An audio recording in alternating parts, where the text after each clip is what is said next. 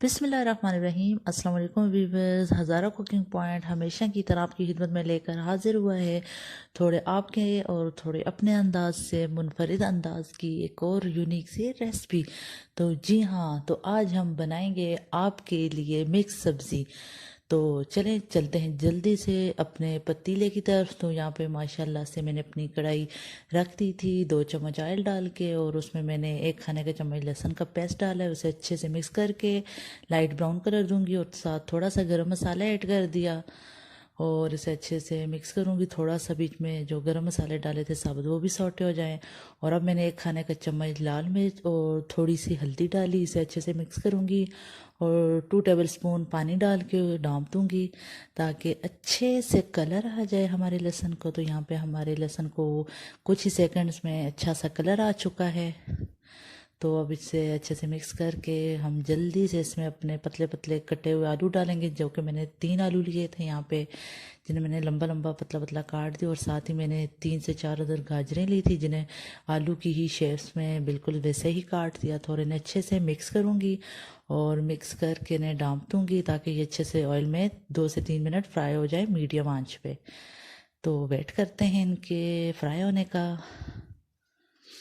तो यहाँ पे 2 से 3 मिनट में अच्छे से हमारे आलू और जो गाजरें हैं अच्छे से फ्राई हो चुकी हैं। तो इनमें अब हम एक छोटा बाउल पानी ऐड करेंगे ताकि ये अच्छे से गाजरें और आलू इसमें पक जाए ना, क्योंकि सख्त होती हैं गाजरें भी और आलू भी।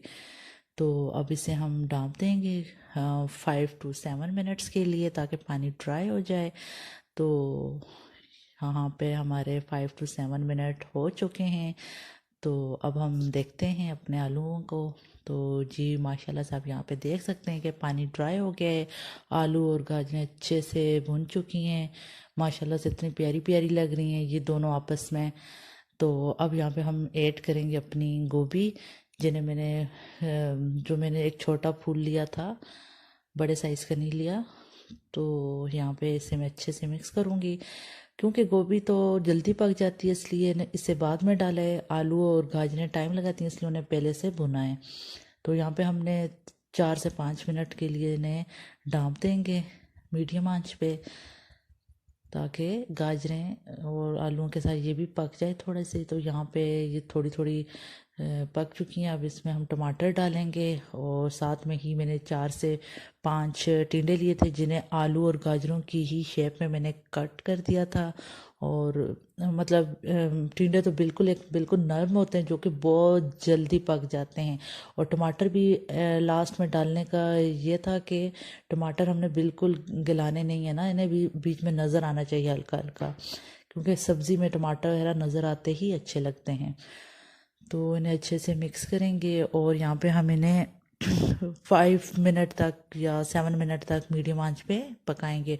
एक्चुअली मैं बहुत ज़्यादा पकी हुई सब्ज़ी नहीं पसंद करती। सब्ज़ी थोड़ी अपने कलर, मतलब जो लाइट कलर होती है उसमें, और वो थोड़ी थोड़ी सब्ज़ी में कच्चा वाला टेस्ट आए तो वो अच्छी लगती है ना, क्योंकि इस तरह ये हेल्दी रहती है हमारी सेहत के लिए।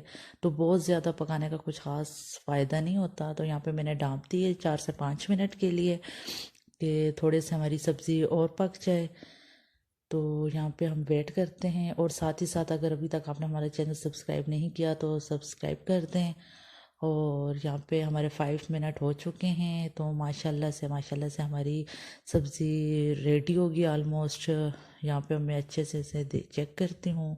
जी हाँ, तो इस तरह से पक के, आप ज़्यादा पकाना चाहें तो 4-5 मिनट ज़्यादा पका सकते हैं।